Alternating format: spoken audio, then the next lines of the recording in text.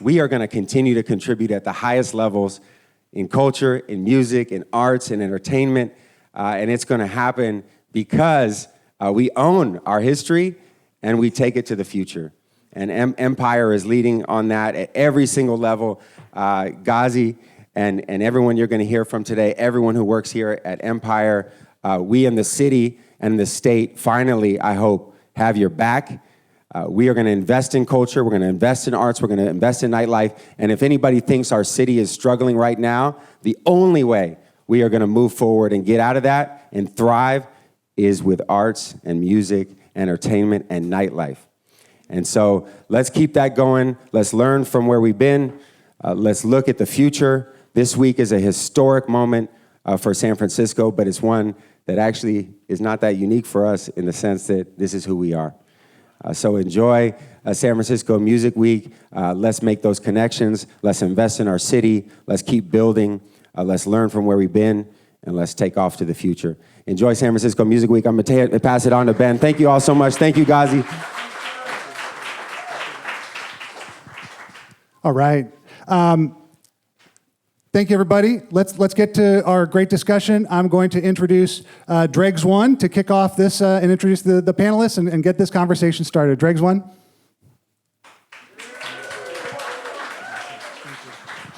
What's up, San Francisco? How we doing, man? San Francisco Music Week, baby. All right, y'all. So this is a big look as we've talked about, and for me, as a rap cat, graffiti writer, podcast host, History of the Bay, this is a big look for me to be part of this event with two giants of Bay Area hip hop, not just Bay Area hip hop, San Francisco hip hop, because SF Music Week, we got to represent the city as much as we represent the Bay. You know what I'm talking about? All right, so the first person I'm going to bring out is a legendary producer that has gone from the underground to the mainstream, and he has been putting in work across multiple genres since the late 80s, I believe. We're going to confirm that in a second. And he has participated in such legendary projects as Dr. Octagon, Deltron 3030, Gorillas, Handsome Boy Modeling School. What you know about that? I'm talking about the one and only Dan the Automator. Give it up, y'all.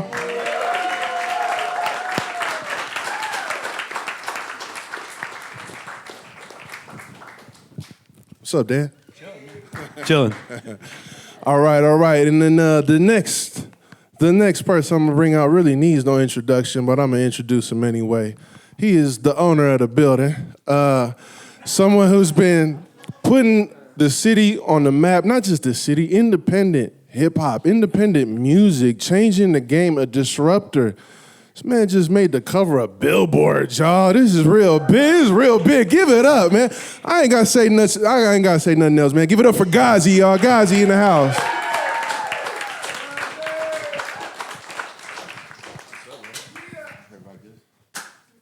What's up? All right. So we're gonna get straight to it. I'm gonna ask a couple questions, just some light conversation, and then maybe some of y'all get to ask some questions as well. But just since, like I said, we're keeping it SF Music Week, I want to know for each of y'all, what impact has the city of San Francisco had on you in terms of your artistry and your careers? Well, I'm born and raised in San Francisco, so obviously that's where I learned about music. But I think more to the point of the question is, I find San Francisco to be, and the whole Bay Area to be, the biggest genre-bending area in the United States. Like New York, you have New York hip-hop. LA, you have like LA gangster rap or whatever. And then like in San Francisco, it comes from a place of like, well, there was like Jefferson Starship, Grateful Dead, Sly and the Family Stone. More importantly for me in rap, when I was coming up, you had like Too Short, Digital Underground, like me, like Soul Sides, like Hieroglyphics. Everyone did different kind of music, and for the most part, a lot of people put it out themselves as well, and that has a lot to do with being able to do your own thing. For me, being a kid and one of my first jobs as a kid was bar backing at a club here in San Francisco down the street on 8th and Townsend.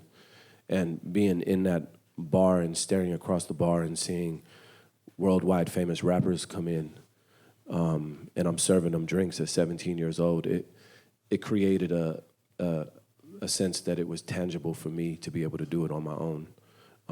Maybe if I grew up in a different state, in a different city, it wouldn't have felt so real to me. But I'm looking at guys that are selling 30, 40, 50, 100,000 CDs or tapes out the trunk in the early 90s, late 80s, and I'm a little kid, and I'm like, I could probably figure this out for myself. Because if they could figure it out and they're from the same city as me, what's there to stop me from doing it? And so that was kind of like the first thing that lit my fire. No doubt, no doubt. And something else I want to highlight that I think speaks to what's special about San Francisco is the diversity, which is represented right here on this panel, where we got Black, brown, Palestinian, Japanese on the same stage. And from what I understand, San Francisco is also special because it's always been a home for people to give voices to the oppressed. We've always been with the movements. We've always had a heart for social justice and speaking out. And I want to highlight something that I did in my research, Dan, where I saw that your parents were actually in the Japanese internment camps. Oh, yeah, yes. And I wanted to also connect that, Ghazi, to your heritage and the current struggle undergoing the Palestinian people. And as you guys have used your art and used your ambition to move forward, what role does that heritage play in your drive to succeed and to put on? Well, for me, coming from a stateless background where we don't have a country and we don't have a state, building an independent company that I own and operate was everything for me, because I always say autonomy is the wind in my sails. So my family, my oldest uncle, who was kind of like the godfather of our family, came through Ellis Island in the 50s and then made his way to Detroit, and then from Detroit to San Francisco, and then slowly but surely dragged every one of his brothers out to Potrero Hill. So my whole family is all San Franciscan by way of Potrero Hill, and it lights a fire and a passion inside of you that is virtually unexplainable. You know, before my father passed away, we had a deep conversation in '08, and this was 2 years before Empire even started. And I looked at him in the eye, and, you know, he's like a hard old man that didn't play around. And I said, look, you started at the bottom of the ladder. I'm fortunate enough to start at the middle of the ladder because you put me in that position in life. So it's my job to exceed everything and anything that you did. And I'm going to take risks that you didn't take because you had to provide for children. And you worked 2 jobs your whole life to provide for us. I don't have to do that. I don't have kids yet. You put me in a position where I get to go to the best schools. I have access to things that were never imaginable for you growing up in an environment of war where you guys didn't even have access to books, right? So I would do you a disservice as your son if I didn't exceed everything and anything that you did when you came here. So that lit a passion inside of me to, you know, I had a great job in Silicon Valley. I was working at Sun Microsystems, and I was working directly for the CEO as his tech. And at 23, I decided that it wasn't for me. I had to go out and figure it out for myself. And so that idea of autonomy all came as the son of a refugee. It all was kind of derived from that. I think for me, my family came, my grandparents were born in Hawaii, so we've been in the United States for a long time. And then, you know, 40 whatever years later, and everything's taken away from them when they're living in LA. And that's not what shaped me so much as growing up as, not me, sorry, my parents and my grandparents growing up as minorities.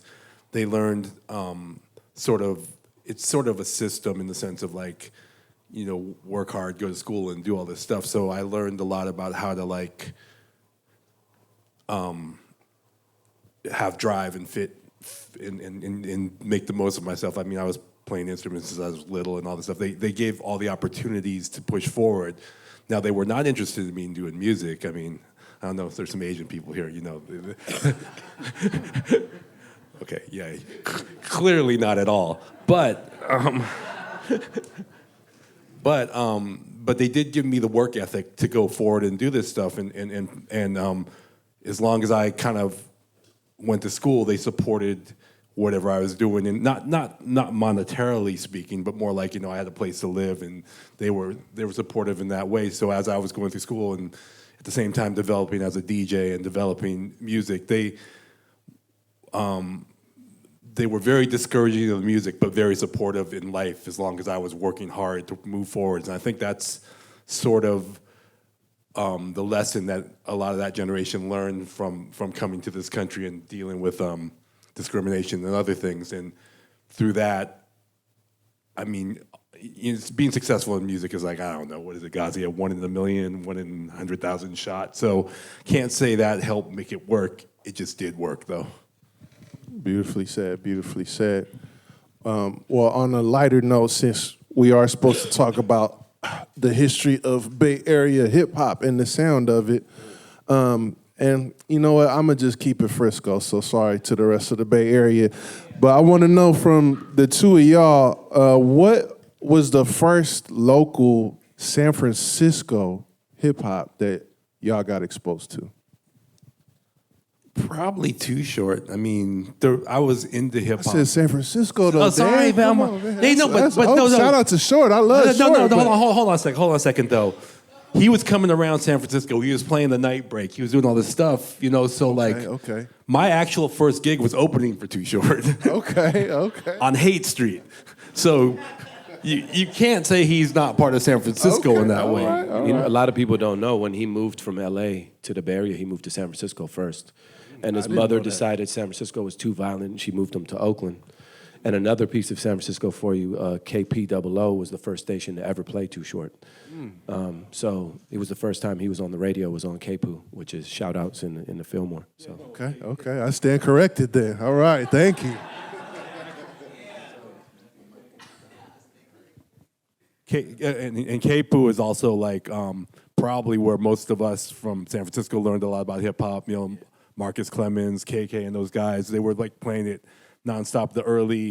From the early Too Shorts. I met MC Hammer at KPOO. I was just going there when I was like a kid and met him there, and like I met Too Short at the gig, but like they were the hub of hip hop at that period of time. Was all basically community radio. That was probably the best way, and they every Sunday they had a show from like, I don't know, it was like noon to 7, and it's like all hip hop from all places, and that's probably where I learned the most about hip hop and got the most exposure. Yeah, my first San Francisco experience was probably IMP, and it was an artist named Cougnut, Ill-Mannered Players.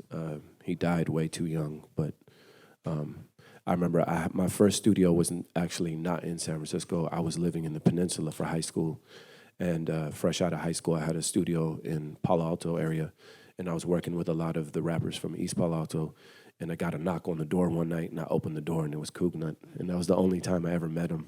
And it was fascinating to me because to us, he was like our LL Cool J. Scandalous came out around the same time as I'm Bad from LL Cool J, and it was a very kind of like the more aggressive version of LL Cool J for me. So, no doubt, yeah. That always kind of remind me of like a mix between NWA and Public Enemy almost. Well, as we talk a little bit about the spirit of independent hip hop, what were y'all first self-made projects? Because I know you got some self-distributed, self-created projects from back in the day. How did you jump into independent hip hop? I got into independent hip hop because I saw like the potential to like put out your own stuff and do your own thing.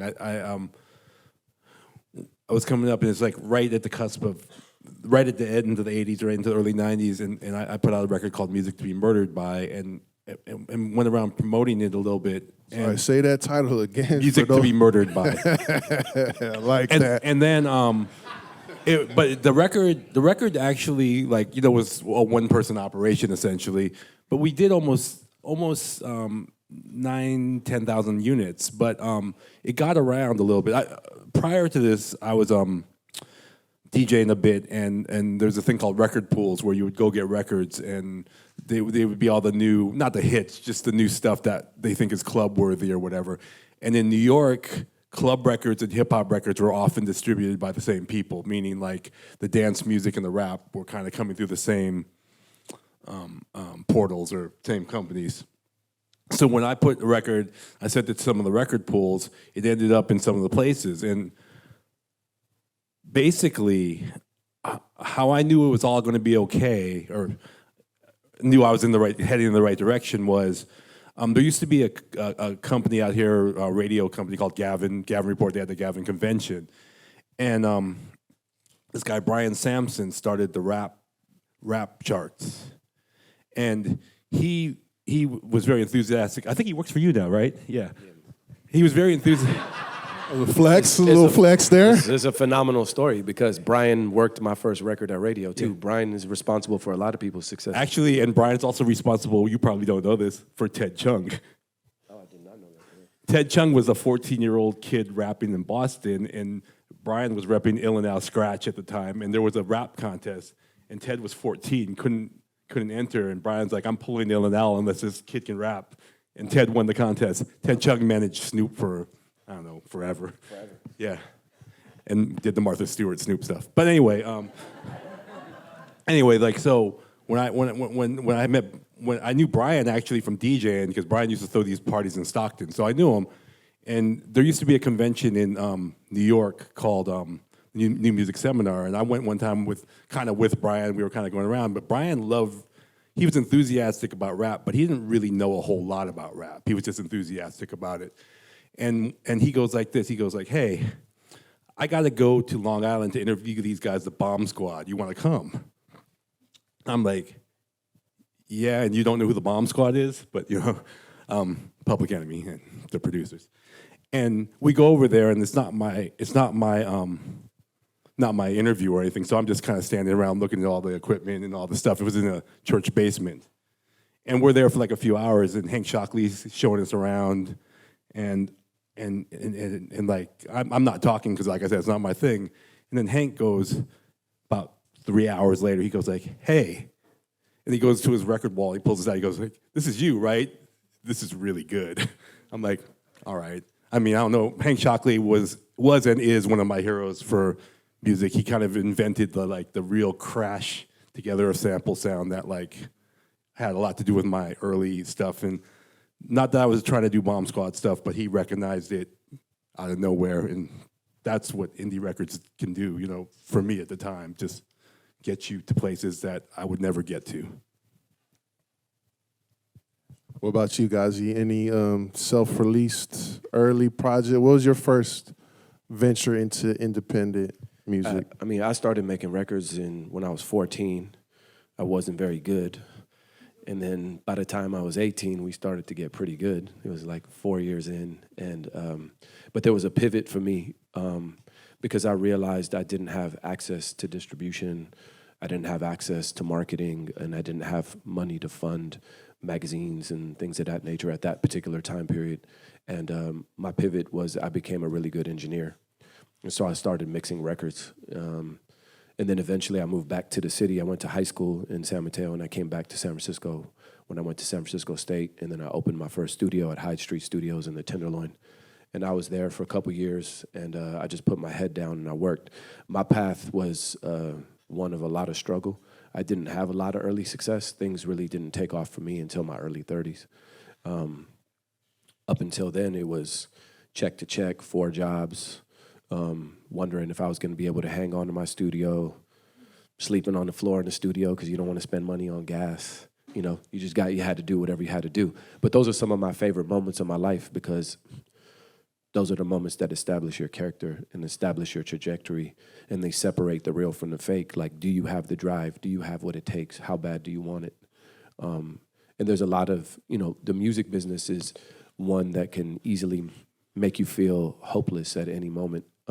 But I never really lost hope because I'm just not really built like that as a person. So it's just, the Tenderloin is a crazy place, and you would come out some nights and people are sleeping on the hood of your car because the hood is warm, and you're like, do I want to wake this guy up, or do I just want to go back in the studio and sleep on the couch?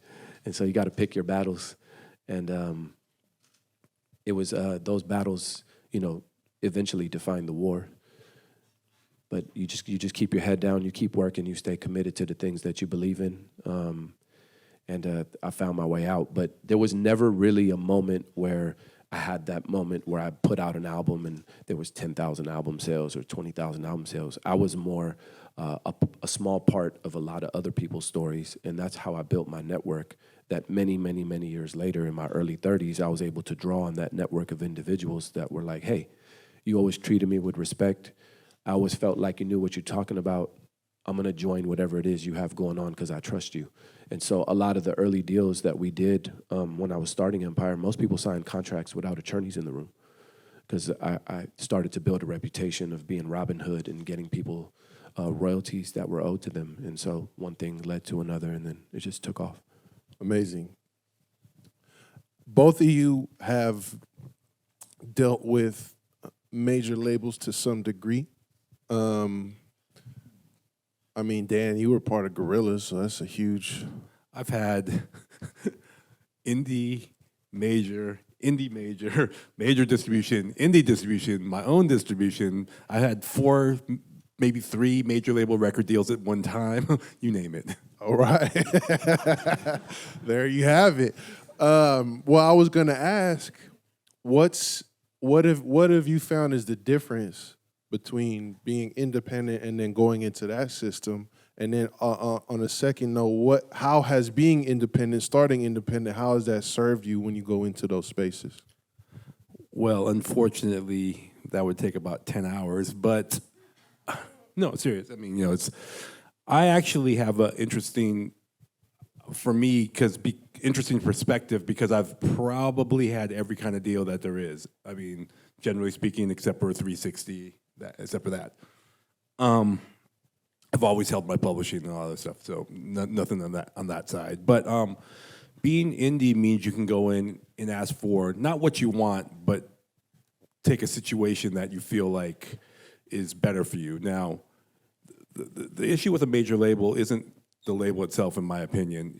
It can be great, it can be terrible, but it's almost a personal experience. I mean, the label, they take all the risk, they give you the money.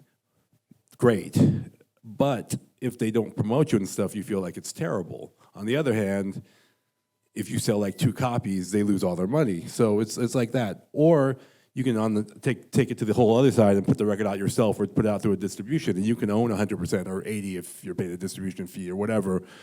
And maybe you get some money, maybe you don't, but then you're responsible for paying for everything, but you own everything. And if it works out for you, obviously the percentages are much better. But if it's not going so well or it's tough, it's hard to crack.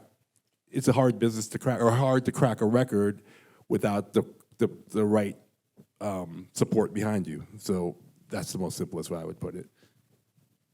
Well, Ghazi, you haven't had any contracts that I know of with a major, but I'm sure you've had to deal with them and negotiate with them and work with artists that are used to that system. How have you found the differences? I actually signed a couple of artists early to major labels. Okay. My philosophy on it was that if I was Elon Musk and I was building Tesla and I could jump inside Mercedes for a couple of years and learn from them, why not learn from 75 years of heritage or 100 years of heritage? So I did a joint venture with Atlantic in 2012, 13 for a few years. And then I also signed one artist to Republic. And I was able to peer into their structure, and I was looking at how do they run a radio team, how do they do accounting. I remember when I did my Atlantic deal, they asked me who I wanted to meet, and I said, the CFO, and they looked at me like I was crazy. And they said, why would you want to meet the CFO? Don't you want to meet the A&R staff? And I was like, no, I know how to find records. I want to know how you account for them. I want to know where the revenue streams come from. And I remember the most peculiar thing about that meeting was he showed me a P&L, and I looked at the P&L and I said, excuse me, but where are the streaming numbers at? And this was 2013, and he said, oh, it's such a small percentage that we don't report it yet. And I said, well, for me, streaming numbers are already 20% of the revenue. And he said, yeah, you're right. And I said, so there's a 20% delta in this accounting? And he just looked at me with a blank stare, and that's when I knew I was like, I might not have it all figured out, but Neither do they. And I prefer the ability to be a futurist and to have the speed and ingenuity of being nimble than to sit inside of a system where I'm encumbered by somebody else's decision making. And look, not everybody is fit to make their own decisions. You know, some people are fit to make the records but not to market them, or to produce them but not to manufacture them, or so on and so forth. I felt like, you know, a lot of people say a jack of all trades, a master of none, and I felt like me being a jack of all trades made me a master of my destiny. So I knew how to do a lot of different things, and so I used that time period for those couple years to meander through the building. I made them give me a desk in a corner office. I had my own office, and I made them give me a badge to the building as if I was an employee, and I was able to move around the building and speak to all the people in the departments that I wanted to learn about. And I gave them a couple hit records. I gave them a record that went diamond, and I gave them a pop artist that I didn't know how to do pop music. Her name was Haley Kyoko at the time, and I wanted to learn how to do pop. And so I learned a lot about pop radio, publicity, so on and so forth. And at that time period, Empire was probably 15 or 20 employees. But the knowledge is invaluable. And what I sacrificed, to me, felt like was negligible in the grand scheme of what I was trying to build. I was trying to take a macro approach and not a micro approach. Same thing. I did the same thing with Universal. I met with the CFO of the Universal Music Group, and I met with the CFO of the North American Group. I sat with their whole finance team, and I learned how they dissected all their royalties. And at that time period, it was less of a learning experience and more of a validation that I was on the right track. And so I just kind of, again, kept my head down and kept building what I wanted to. Now Empire's 250 employees globally. And I kind of stuck to the things that I was most principled about, which was being independent and figuring it out on my own.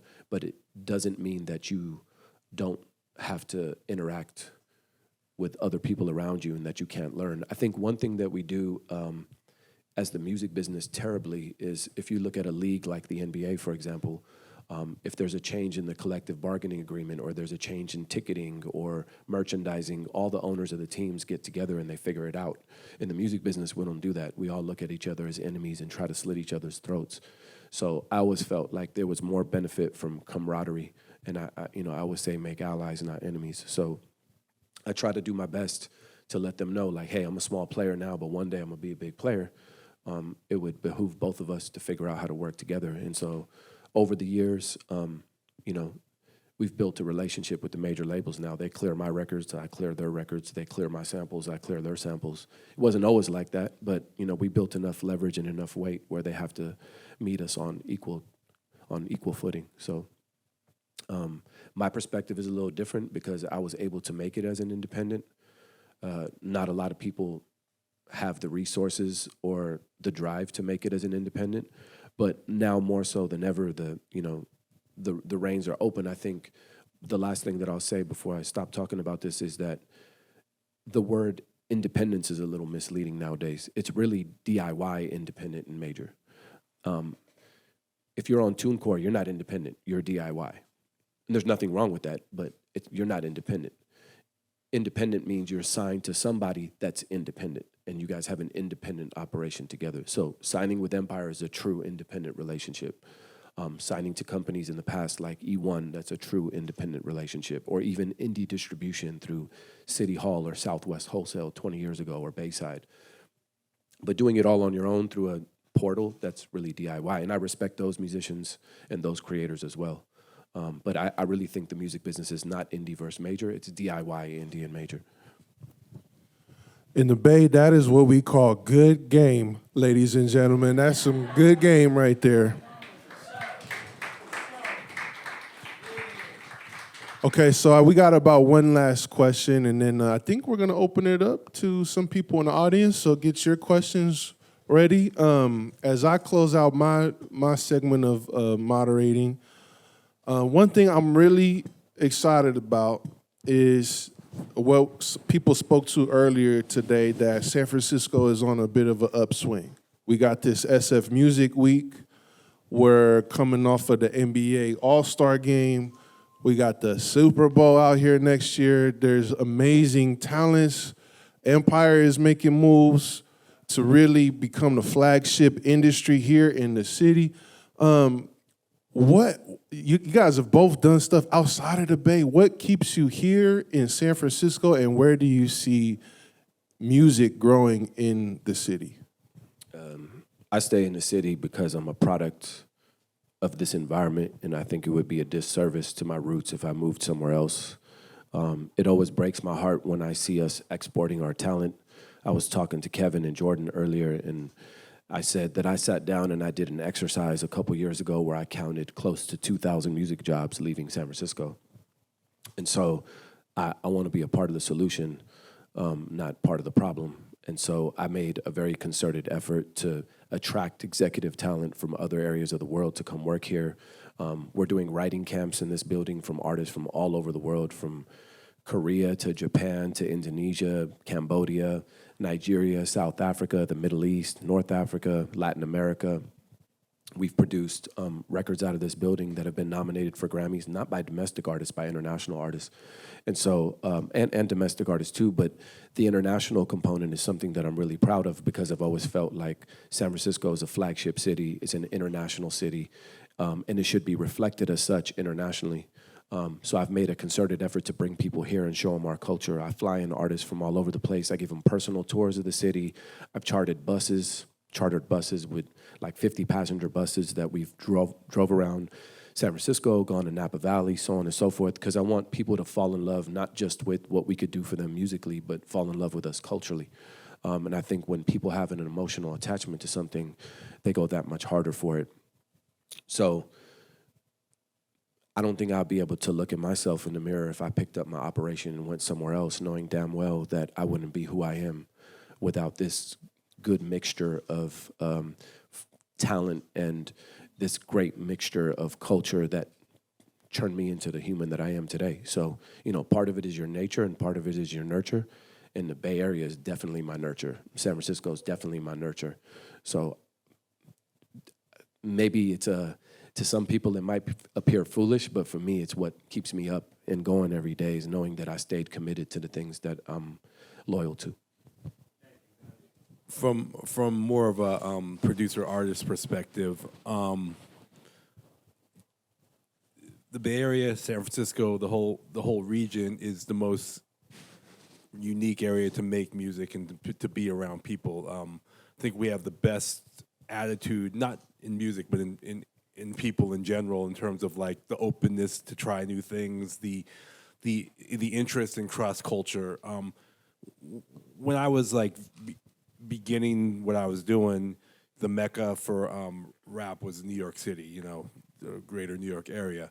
And I have a great love for New York hip hop, but it's very insular. It's like, I used to say in the beginning, it's like the sun rose with DJ Premier on the east and Dr. Dre on the west. And I'm none of those things. You know what I mean? It's like I want to be able to listen to like a Radiohead record or something like that and maybe be interested in it and whatever. And the Bay Area, people, it's not music. It's like food, culture, all these things. And it's like, it's a very unique situation, probably because we're so far west.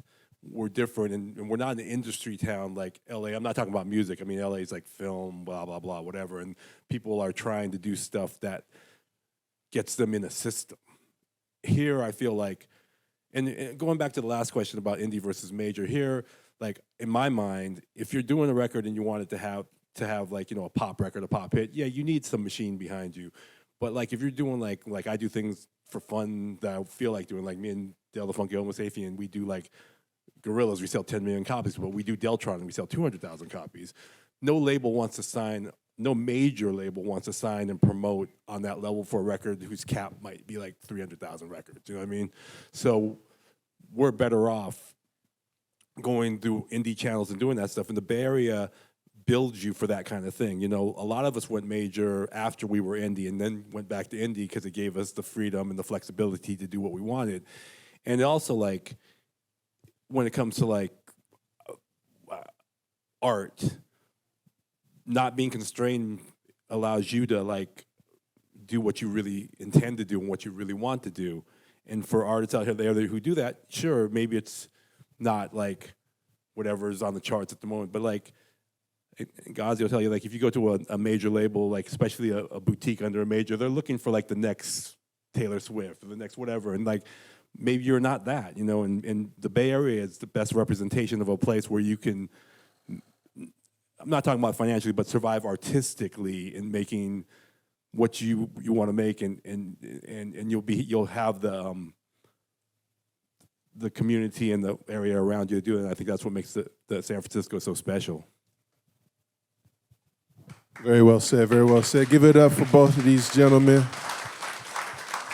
That was super inspiring. Hope y'all got a couple questions out there. I was wondering what you guys thought on, in terms of where we are politically, like tensions have never been higher in this country. I'm curious if you would agree that we are approaching or in the midst of the next great musical cultural revolution. Yeah. And is that happening here in the Bay Area?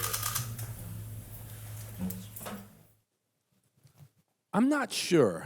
And the reason I say that is not, I agree with the premise of where you're coming from, but I really thought when COVID was, and everyone, all these artists were home, all these years I talked to all these artists about like how if they just had time, they would come up with their opus and do these things. And I found that period of music to not be as fruitful as I was hoping. And I thought there was a lot of inspiration around that. And I'm wondering where we are right now. I'm not sure, I guess is the best way I could put it. But like art that means something has never been more essential than now. I mean, I think you saw that on the Super Bowl with Kendrick, right? He chose to do something that was intentional rather than play his mainstream records. He didn't play any of his mainstream records except for Not Like Us. So, I think that geopolitics is always going to play a role in art, not only in the creation of art, but in some ways in the obstacles in front of art, Like, I'll give you an example that no one in this room would even think about, but I deal with on a daily basis. I sign artists in international regions, right? When we sign a lot of artists from West Africa and Nigeria and work a lot deeply in that territory. They had a lot of political discourse, got a new president. The Naira, which is their currency, crashed 70% down. That affects the stream rate because they're still paying the same subscription rate for Spotify, but now the streams are devalued by 70%. How do you explain that to an artist? Right? So there's a lot more that comes with geopolitical situations than just, is it going to inspire great art? What else is it? What are the hurdles? What are the obstacles? With change comes some level of opportunity, but also a lot of obstacles. And then how do you navigate that? And how do you talk to your artists? How do you talk to your partners? How do you talk to the DSPs about roadmaps for repairing that? A couple years ago, the British pound crashed and the euro crashed. And when they crashed, it changed all the exchange rates. When it changed the exchange rates, the advertising and subscription rates on YouTube dropped. And a lot of people stopped advertising on YouTube, and we saw everybody's YouTube revenue dip 20, 30%. How do you explain that to an artist, right? So there's a lot of complications and different things that come with geopolitical parameters. I would also like to argue that, that music creation is more democratic than ever, meaning anyone who has a laptop can pop it open and record something, or even a phone. And like when we were coming up, you had to go to Ghazi's studio or some studio, spend this money to do it and have it come out. And I would say because of it becoming more democratized as far as the ability to record, you have to work through far more records. There might have been 100 one week. Now there's probably like 1 million or 100,000 one week. So I would say it's not that stuff on every subject matter, good, bad, in between, political, non-political, aren't being made. It's how we have the mechanism to discover them to a degree. Yeah, dilution is going to be a real issue in the coming years. There's one thing I'll say really quickly, is that we used to use the word local, then we started talking about global, but really where we're at now as an industry is global, which is global local. And that's what we concentrate heavily on as a company, and we were on the forefront of that. And what I mean by that is rap was a U.S. phenomenon, and everybody listened to U.S. rap for generations. Now, people in other territories have their own local rap stars that talk about their own local community. They don't want to hear about San Francisco. They don't want to hear about Magnolia Projects when Lil Wayne talks about it. They want to hear what's going on in their neighborhood in their own language, which is more relatable to them. Same thing with genre. Genre has diversified dramatically. He used to go to clubs in Europe and it was dominated by hip hop. Now it's currently dominated by Afrobeat and Amapiano. And that's going to change again. Things go in cycles. So, but I think the main thing to focus on is that we've gone from local to global, and I think local is going to dominate the planet, and there's going to be a lot of subgenres and isolated pockets of energy. And then, it just depends on what you want to do with that. There'll always be the mainstream hits, but there's going to be a lot of subculture that we haven't heard of before. I want to follow on that. Is there anything that you can do as someone who hires globally? Is there anything that you can do to help create a market for whatever their native tongue may be in a larger economy? Yeah, we've kind of been on the forefront of that as a label and have mastered that to some degree. Usually what we look at is there a diaspora language component? If the language has a diaspora, then you can connect dots. So if you're looking at, right now we're working heavily in North Africa and the Middle East, which is Arabic speaking. There's 400 million Arabic speakers, right? And you can bridge that into where there's large populations of Arabs, which is, you can go into south of France where there's large Moroccan, Algerian populations. You could do the same in Belgium, Amsterdam. Then you could skip it to the United States to places like Detroit, Houston, San Francisco. And then you could triangulate and build out through the diaspora. We've done that really effectively with Nigerian content because there's a lot of Nigerians in the UK and then a ton in the DMV area and in Houston. And so we triangulate and we work through that triangulation. Next question. So I'm a producer on the iPad, and I'm trying to figure out how to monetize my production with beats. Can you guys give me any advice on how to, connect with maybe artists or get out there more to, get people to hear about my beats or just monetize it? What's the best way to monetize my production? Because I put a lot of money into it, and sometimes I want to see something out of it. Are you by yourself or do you work with other artists? Production wise, I work by myself. No. I mean, do you have songs with a bunch of people? Or? Yeah. I have a couple artists in my neighborhood that I get on tracks, and then right now I got an artist Mitchell. I'm trying to get on something. I've never. One thing I don't know about, but I don't know about the beat selling game or the online beat, so I can't really help with that. But I would say you just keep making stuff. I mean, you keep making stuff and getting it in front of. When people look at records, and this is probably, I'm speaking out of turn because you would know a million times, Ghazi would know a million times better, but I've noticed that some of the A&R I know, they look for regional bumps. Like they look for someone who had 200 hits on YouTube this week, then 1,000 on the same song next week, then 2,000 or whatever, and they see it's like the beginning of a movement. So if you focus your area and started to show impressive growth, then someone might notice. I'm sorry if that's the best I can help. It's a combination of things. You could look at things like BandLab, BeatStars to put your production there. You can make sure that you claim your publishing and you register your records because there might be small pieces of income, especially if something goes viral. Loading bits and pieces of production to platforms like Instagram, TikTok, trying to get 30, 40, 50 people to like a record. Loading beats onto YouTube and being strategic with how you tag them, where you might tag it and say, sounds like Too Short. And if somebody's looking for a Too Short beat, they might find your beat and use it. Once somebody uses one of your records, if they're on a legitimate label, they're also going to reach out to you to fix the rights. And then that's when things start to take off. But you just got to be everywhere and anywhere, to be honest, until something latches on. And always a fan of giving your beats away to the top artists rather than selling them to a mediocre artist just to make a couple $100. Not that I'm calling any art mediocre, but you guys know what I mean.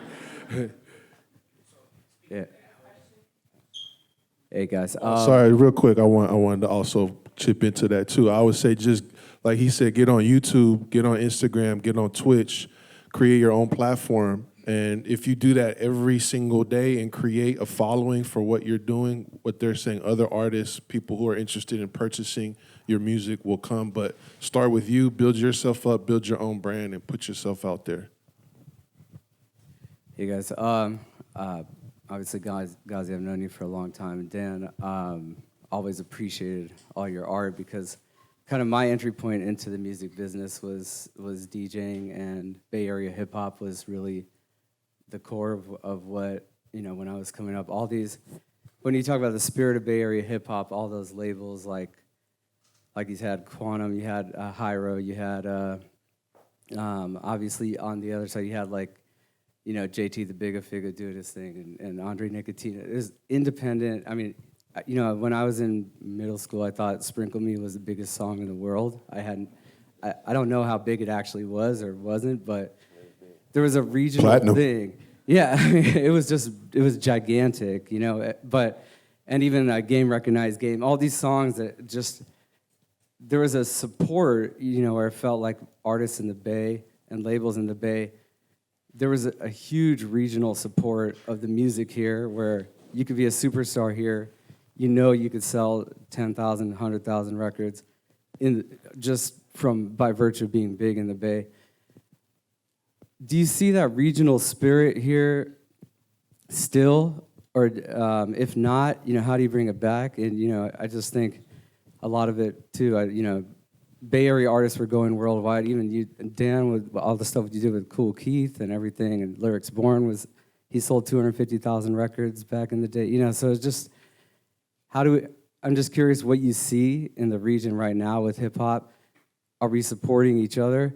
Is there a local community scene that it was like back in the day, or am I just old and just missing it? That's a very complicated construct, and I could peel that layer back for you one by one, but it would take a long time. But one of the main things that we miss right now is a nightlife vertical. That's completely a void that we didn't have in the 90s. In the 90s, you could hit clubs in San Francisco, San Jose, and Oakland 5 nights a week and probably do 3 nights, you know, 3 different places per night. There would be nights where we'd be in San Francisco, hit 3 clubs, drive to San Jose, and catch San Jose before it closes. The other thing that would help is bringing the 4 a.m. law back, which is something that Matt Haney is a big proponent of. Because nightlife here, people go out, it starts at 12, you're there for an hour, they're already on last call. So the nightlife vertical definitely hurt the music scene here. Our live scene is still pretty good, especially with the likes of like Another Planet, Golden Voice supporting locally. But the nightlife vertical is really bad.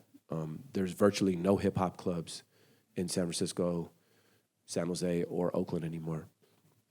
And that really hurt because a lot of the energy comes from hip hop because of the independence of it. EDM is still doing fairly good in the Bay Area, but not the way it was 25 years ago when you had people like Ohm Records here really digging into the culture. And we're trying to resurrect a portion of it on the EDM side with what we're doing with Dirty Bird. We have 25 events planned this year across the country. On the hip hop side, it's a little bit complicated because the police get involved and other things come into play where they shut a lot of the events down. Can I also, Can I also add that this community is like fractured by gentrification, so people have been displaced in massive amounts of numbers, so the neighborhoods that were sustaining these types of cultural movements are no longer what they used to be. And when you talk about places like Fillmore and Hunters Point and the Mission, where a lot of these sounds were originating, that being said, though, there's still a lot of people spread out around Northern California and beyond that care a lot about what's happening out here. And you could argue that certain artists like Larry June are doing things on a much larger scale than it was back then. And so, and there's plenty of artists right here at Empire and other places in the Bay Area that are making waves. So I would say the future actually looks bright in that regard. I agree with that. But it would be nice to get some help from the nightlife. And I know my brother right here is going to help us out with that. And also, you know, radio's not what radio was either. It's a different thing. People can listen to anything from anywhere at any time, so it's a little bit less solidified in that Yeah, respect. we don't have radio, we don't have strip clubs, we don't have, there's a lot of things that are missing from certain elements of the culture that can magnify. Making the records is not the issue. We make a lot of great music that streams and does pretty well, but to magnify it, there needs to be that next level of infrastructure that makes it more combustive. So what's the current formula for success for an artist? Like if you were an artist with a vision and you knew you had the talent, but you didn't have the connections, what would be like the steps in this current industry? That's a very broad question and very hard to answer because it really depends on what type of artist are you. Are you a touring artist? Are you a TikTok artist? Are you a social media star? Are you a content creator? Are you making classical music? Are you making hip hop? Everything has a different path. And it depends what type of hip hop. And again, are you touring? Yeah, but there's a million different ones, you know? So it's really complicated. You have to, really get down to the nitty gritty of culturally what it is that you're trying to accomplish. And then you have to master that culture. And then you can magnify it. But, we, as a company, we tend to focus on what we believe are culturally driven artists. We've built a lot of artists into becoming radio stars and superstars like Shaboozey, becoming mainstream stars, or subculture mainstream stars like XXXTentacion. I mean, he sold over 100 million records. But we focus on artists that we think are culturally viable, personally. That's just our personal taste and our personal decision as a leader of the company is to let's go after artists that we think are rooted in culture and not necessarily just mainstream success. But every artist has a different path, and you have to figure out what that path is, and then you can figure out how to magnify it, because there are mechanisms that work depending on what style, genre, and what you want your particular outcome to be. So is the entry point still A&R? I think the entry point is always great music. Also, like I'm not coming from the label perspective, but from the artist perspective, you just got to be the best you can be. Like if you see something that's hot, you try to do it, you're going to be at the very best the second hottest of that thing. So for me, it's like when people are really determined that it's a million moving parts, but like great song, great this, great charisma, all these things that you may or may not have. But if you're the best you that you can possibly be, you'll succeed or fail as the best you could possibly be. If you go in and go like, I'm going to try to be like whoever, and you fail, you're going, well, I didn't even do me. I was trying to do that, and that just doesn't make any sense. And that's from art side, though. All right, we have time for one more question. This is sort of Shaboozey related, but I was curious in terms of you working with that artist, if you noticed any key differences and key similarities between hip hop and country. Well, we went into Nashville about 7-8 years ago with the notion that country music would suffer some of the same things that the urban genres did, which is the veil of radio would start to fall, and you would have to figure out other mechanisms for promotion. And I felt like as a company, we would be first in line to do that because we understood how to transition people from the broadcast era and the brick and mortar era into the streaming era. And so there is a lot of similarities, especially with him, because early on he was making records that leaned very hip hop. But with him specifically, it was artist development. We signed him almost 4 years ago. He was on a major label. He got released. We saw something in him that maybe other people didn't see, and we spent 4 years developing him and working with him, and we were just passionate about what it was that he was trying to accomplish. So we did everything from awareness campaigns on the internet to helping him on the A&R side to make better records, better videos, build his brand up, put him in different rooms and different spaces. Interestingly enough, in 2024, in February of 2024, the week of Grammys, we always do what we call our business review with different DSPs. And we were doing our business review with YouTube, and we played Leor Cohen and the staff a bar song, and no one had ever heard it before. And he stood up in front of the room and said, "That's a hit." he called it out. We all felt in our spirit it was a hit, but at that time period, Shaboozey had 300,000 monthly listeners on Spotify. So every once in a while, there's records that come along that you just know in your body are gonna work.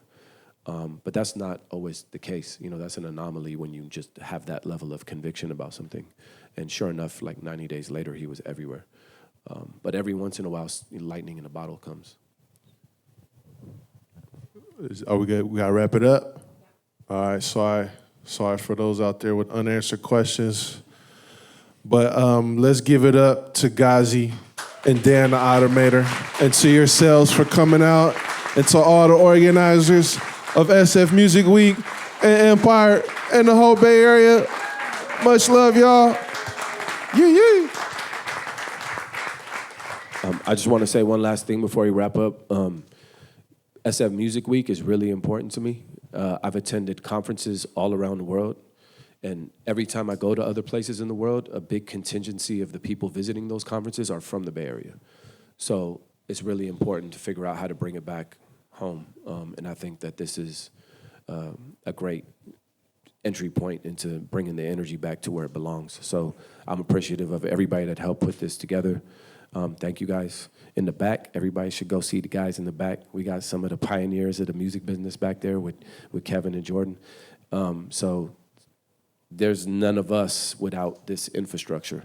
So we all got to make sure that we support one another, and so that we can continue to thrive and get back this, get this soil back to birthing more trees with a lot of fruit on it. Yeah, let's rock. Well said. Give it up one more time, y'all. SF Music Week, Ghazi, Dan the Automator, Dregs One. We out of here.